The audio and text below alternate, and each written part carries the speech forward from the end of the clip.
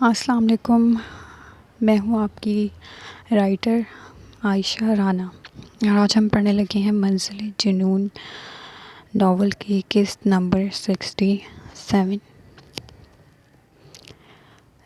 نازک سے وجود کو اپنی گود میں اٹھائے وہ بھیڑ کو چیرتا ہوا آگے بڑھ رہا تھا۔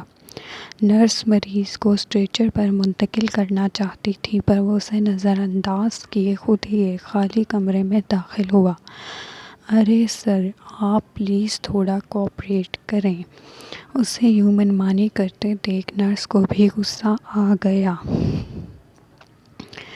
فوراً ڈاکٹر کو بلا کر لاؤ، میرے پاس بحث کرنے کا وقت نہیں ہے۔ وہ حور کو بیڈ پر لٹاتے پیچھے مڑتے اس پر دھاڑا تو نرس کانپی۔ جی سر، وہ تیر کی طرح مڑی، اور ہاں، لیڈی ڈاکٹر کو بلانا۔ اس کی سرد آواز پر وہ سر ہلاتی باہر بھاگی۔ حور، آنکھیں کھولو، وہ اب بھی ڈانٹ ہی رہا تھا۔ اس کی ٹانگیں سیدھی کرتے ریان نے حور کو کمبل اڑایا۔ اتنی دیر لگتی ہے ڈاکٹر کو بلانے میں؟ ڈاکٹر اندر آئی تو اس کے پیچھے آتی نرس کو اس نے گھیرا، جو منہ بنانے کے علاوہ اور کچھ نہ کر سکی۔ یہ کون ہے؟ ڈاکٹر نے ایک نظر بستر پر لیٹی کمزور سی لڑکی کو دیکھا اور پھر اس سر پھرے انسان کو جو جب سے آیا تھا چیخ چلا کر پورا ہسپتال سر پر اٹھائے ہوئے تھا۔ میری بیوی ہے، پتہ نہیں اچانک سے کیا ہوا، بے ہوش ہو گئی اور اب ہوش ہی نہیں آ رہا۔ وہ چاہ کر بھی اپنی پریشانی چھپانے میں ناکام رہا۔ ٹھیک ہے، آپ باہر جائیں، میں انہیں دیکھتی ہوں۔ ڈاکٹر کی بات پر ریان نے انہیں ایسے دیکھا جیسے انہوں نے کوئی انہونی بات کر دی ہو۔ میں اسے اکیلا چھوڑ کر ہرگز نہیں جا سکتا۔ آپ میرے سامنے اس کا چیک اپ کریں۔ وہ حکم دیتا وہیں بیٹھ گیا۔ دیکھیں، آپ باہر جائیں گے تو ہی میں اچھے طریقے سے ان کو دیکھ سکوں گی، اس لیے باہر جائیں، نہیں تو آپ اپنی وائف کو کہیں اور لے جائیں۔ وہ کافی تجربے کار ڈاکٹر تھی، مقابل کو کیسے ہینڈل کرنا ہے وہ اچھی طرح جانتی تھی۔ ریان لب بھینچے باہر نکل گیا۔ ادھر سے ادھر چکر لگاتے اسے ذرا چین نہیں تھا۔ 10 منٹ بھی اس نے کس طرح گزارے یہ وہی جانتا تھا۔ ڈاکٹر، کیا ہوا؟ وہ ٹھیک ہے؟ وہ باہر نکلیں تو وہ فوراً ان کی جانب لپکا۔ ڈاکٹر نے جواباً اسے گھورا۔ آئیں ذرا میرے کیبن میں۔ وہ آگے چل پڑیں۔ لیکن میری وائف، انہیں ریسٹ کی ضرورت ہے۔ نرس نے ڈرپ لگا دی ہے، آپ سے جو کہا ہے وہ کریں۔ ریان خود پر ضبط کرتے ان کے پیچھے ہو لیا۔ اب آپ کچھ بتائیں گی بھی کہ کیا ہوا ہے؟ ہوا کیا ہے؟ اصلی غصہ اٹھ کر باہر آیا۔ آپ کی بیوی نے کل سے کچھ نہیں کھایا، کیا وجہ ہے اس کی؟ ریان ان کے سوال پر گڑبڑایا، اور اوپر سے وہ اتنی ویک ہیں، اور آپ بجائے ان کے کھانے پینے کا خیال رکھنے کے انہیں اسٹریس دے رہے ہیں۔ کبھی کبھی ہی ایسا موقع آتا تھا کہ وہ کسی کی ڈانٹ بنا جواب دیے کھائے۔ ایسی حالت میں تو آپ کو انہیں خوش رکھنا چاہیے، اور یہاں ان کی خوراک ہی پوری نہیں ہو رہی۔ میں ماں اور بچے کی صحت کے لیے ایک اسپیشل ڈائٹ پلان لکھ کر دے رہی ہوں، یہ آپ اپنی وائف کو فالو کروائیں۔ اور ہاں، صرف باتیں کرنے سے کچھ نہیں ہوتا، اگر اولاد چاہیے تو خیال بھی رکھ کر دکھانا ہوگا۔ وہ اسے اچھے سے جھاڑ پلاتے پانی پینے لگی، جبکہ ریان تو لفظ ماں اور بچی پر ہی اٹک چکا تھا۔ آپ نے ابھی کیا کہا؟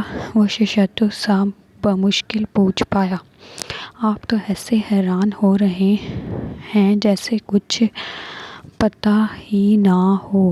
وہ یوں ہی حیران سا انہیں دیکھتا رہا۔ آپ کی وائف؟ میں نے الٹرا ساؤنڈ کیا ہے، 2 مہینے ہو چکے ہیں۔ ان کی بات پر وہ ہونکوں کی طرح انہیں دیکھتا رہا۔ نرس اندر آتے ڈاکٹر کو کسی اور پیشنٹ کے لیے لے کر چلی گئی، پر وہ شل ساکت وہیں بیٹھا رہا۔ آہستہ سے اس کی تھوڑی سینے سے آ لگی اور پھر اس کمرے کی دیواروں نے عجیب منظر دیکھا۔ ایک آنسو چپکے سے اس کی دائیں آنکھ سے ٹپکا اور گود میں رکھے ہاتھ پر آ گرا۔ جلدی سے اپنے بازو سے آنکھوں کو رگڑتے اس نے اپنی کیفیت خود سے بھی چھپانے کی کوشش کی۔ میں بابا بننے والا ہوں، لب سرگوشی میں ڈھلے اور پھر ایک جاندار مسکراہٹ نے اس کے چہرے پر احاطہ کر لیا۔ حور نے آنکھیں کھولیں تو ایک منظر پر ہی اٹک گئیں۔ ریحان کا چہرہ بالکل اس کے مقابل تھا۔ وہ اپنی سرخ نیلی آنکھیں اس کی آنکھوں میں گاڑے ہوئے تھا۔ آج اس کی آنکھوں سے زیادہ وہ اس کے چہرے پر چھائی سختی سے ہراساں تھی۔ ریحان نکہت زدہ آواز میں پکارتی، وہ اپنا ایک ہاتھ اس کے سینے پر رکھتے اسے پیچھے کرنے لگی۔ ہلنا بھی مت۔ وہ غراتے ہوئے اس پر مزید جھکا۔ البتہ اس نے پیٹ پر وزن نہیں ڈالا تھا۔ حور نے سہم کر اس کی جانب دیکھا۔ وہ تو ویسے بھی اس کے چوڑے وجود کے نیچے ہلنے سے قاصر تھی۔ ریحان نے اس کے دائیں بازو پر گرفت مضبوط کرتے اسے ہلنے سے روکا، کیونکہ اس ہاتھ پر ڈرپ کی سوئی لگی تھی۔ کیوں چھپایا مجھ سے؟ اس کے بے حد نرمی سے اپنا لمس چھوڑتے وہ سوال کر رہا تھا۔ جتنا نرم اس کا لمس تھا اتنا ہی کرخت اس کا لہجہ۔ اس کے سوال پر وہ دم ساتھ گئی۔ مجھے جواب چاہیے۔ اب وہ اس کی گردن پر جھکتا وہاں حور اس کے نرم گرم لمس پر بھی ذرا پگھل نہ سکی۔ مقابل کا خوف رگوں میں دوڑتا خون تک جما رہا تھا۔ مجھے سزا دینا چاہتی تھی نا؟ حور نے بے ساختہ سر ہاں میں ہلا دیا۔ ریحان کا دل کچلا۔ کیوں دل بھر گیا ہے مجھ سے؟ اب مجھ سے نہیں رہی ہوگی تو چھوڑنے کا فیصلہ کر لیا اور اتنی بڑی بات بھی چھپا لی مجھ سے۔ بس یہی تھی تمہاری؟ اب تمہاری زندگی میں میری کوئی جگہ باقی نہیں رہی۔ تمہیں تو خوشی بھی نہیں ہوئی ہوگی۔ یہ بچہ تو تمہارے راستے میں کانٹا۔ وہ اپنی بات مکمل بھی نہ کر پایا جب چٹاخ کی آواز کمرے میں گونجی۔ تھپڑ کھاتے ہی اسے چوٹ لگی۔ البتہ اپنی جگہ سے وہ ایک انچ بھی نہیں ہلا تھا۔ بس کر دیں۔ وہ روتے ہوئے منہ پھیر گئی۔ فی الحال اس شخص کو دیکھنے کا دل بھی نہیں چاہ رہا تھا۔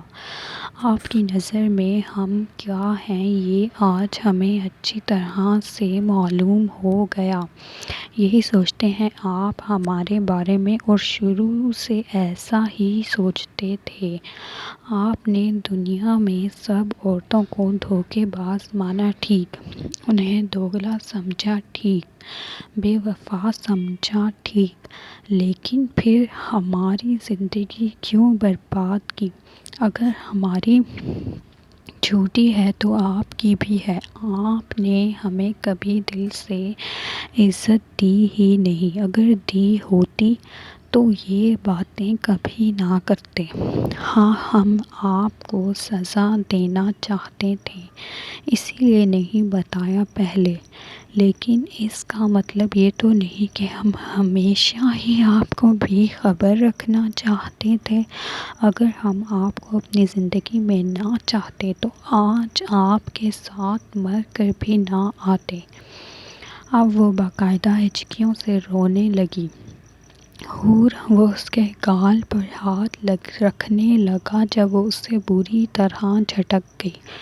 میں پاگل ہو گیا تھا حور، جب مجھے خبر ملی میں اتنا خوش ہوا کہ میں بتا نہیں سکتا۔ میں نے آج سے پہلے زندگی میں شاید ہی کبھی اتنی خوشی محسوس کی ہو، لیکن پھر تمہارے چھپانے والی بات پر میں بے قابو ہو گیا۔ مجھے لگا تم سچ میں مجھ سے دور جانا چاہتی ہو۔ مجھے معاف کر دو، بلکہ مجھے سزا دو اور مارو۔ وہ اس کا ہاتھ اٹھاتے اپنے گال پر مارنے لگا۔ ریان بس کریں، وہ اپنا ہاتھ چھڑاتے چیخی، جتنا ڈانٹنا ہے ڈانٹ لو، لیکن اب میں اپنی بیوی اور بچے کو کبھی چھوڑ کر نہیں جاؤں گا، ہمیشہ اپنے پاس رکھوں گا۔ وہ نرمی سے اس کی قمیض اٹھاتے جا بجا اپنا چھوٹے وہ اس وجود کو محسوس کرنے لگا۔ بابا آپ کا ویٹ کر رہے ہیں۔ حور دانتوں تلے لب دبائے اسے اپنے بچے سے بات کرتے سننے لگی۔ جلدی سے میرے پاس آ جاؤ، پھر بابا آپ کا بہت خیال رکھیں گے اور آپ سے ڈھیر سارا پیار کریں گے۔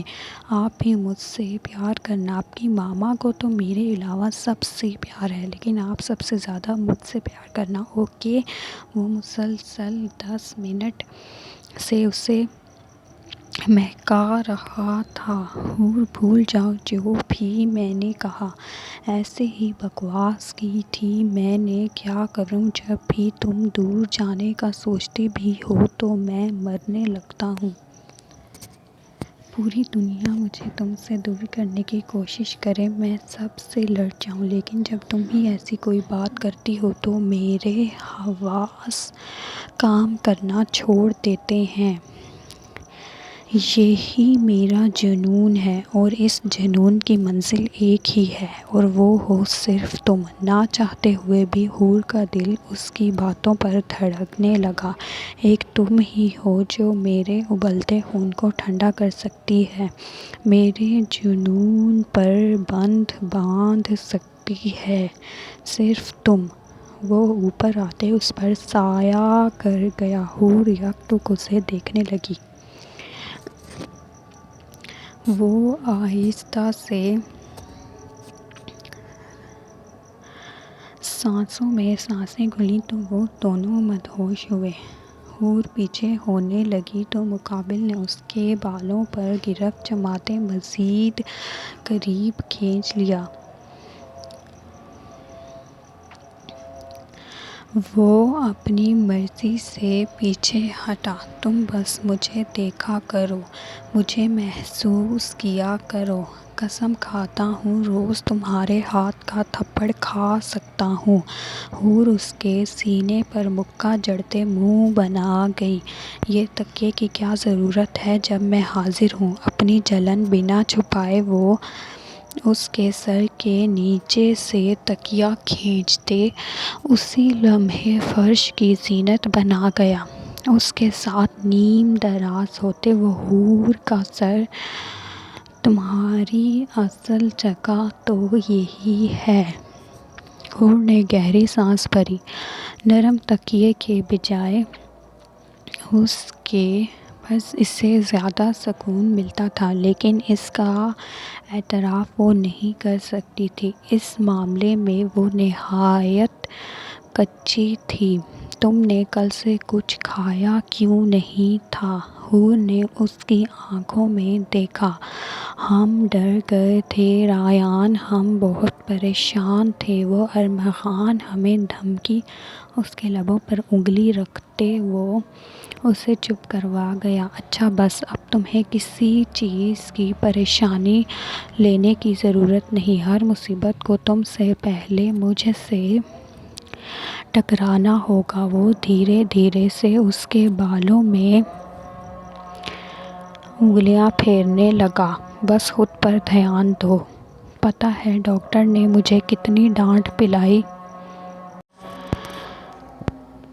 وہ دھیرے دھیرے سے اس کے بالوں میں انگلیاں پھیرنے لگا۔ بس خود پر دھیان دو، پتہ ہے ڈاکٹر نے مجھے کتنی ڈانٹ پلائی۔ اس کی بات پر حور نے مسکراہٹ دبائی۔ میں چاہتا ہوں میری بیٹی ہو اور وہ بالکل تمہاری جیسی ہو۔ کیوں؟ حور کو حیرت ہوئی۔ پھر وہ بھی مجھ سے ایسے ہی محبت کرے گی جیسے تم اپنے باپ سے کرتی ہو، حالانکہ وہ اس قابل نہیں ہے۔ حور نے اسے گھور کر دیکھا تو وہ فوراً ایک ہاتھ سے کان پکڑ گیا۔ آپ کو لگتا ہے ہم آپ سے نہیں کرتے، لیکن ایسا نہیں ہے۔ ہم ان رشتوں کے پیچھے بھاگتے رہے جن سے ہمیں کبھی اپنائیت محسوس ہی نہیں ہوئی، لیکن آپ سے کبھی ہم نے فاصلہ محسوس نہیں کیا۔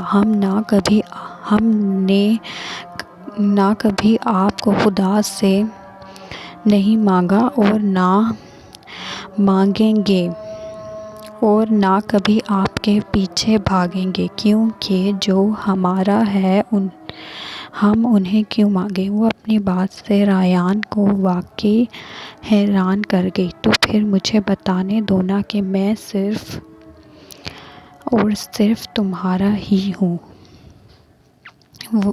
اسے وہ پٹری سے اترا۔ اس کے گمبھیر لہجے پر حور سٹپٹائی۔ ریان کوئی آ جائے گا، ہم ہسپتال میں ہیں۔ وہ اسے باز رکھنے کی ناکام کوشش کرنے لگی، جبکہ ریان تمام حدود پھیلاتے اسے خود میں گم کرنے لگا۔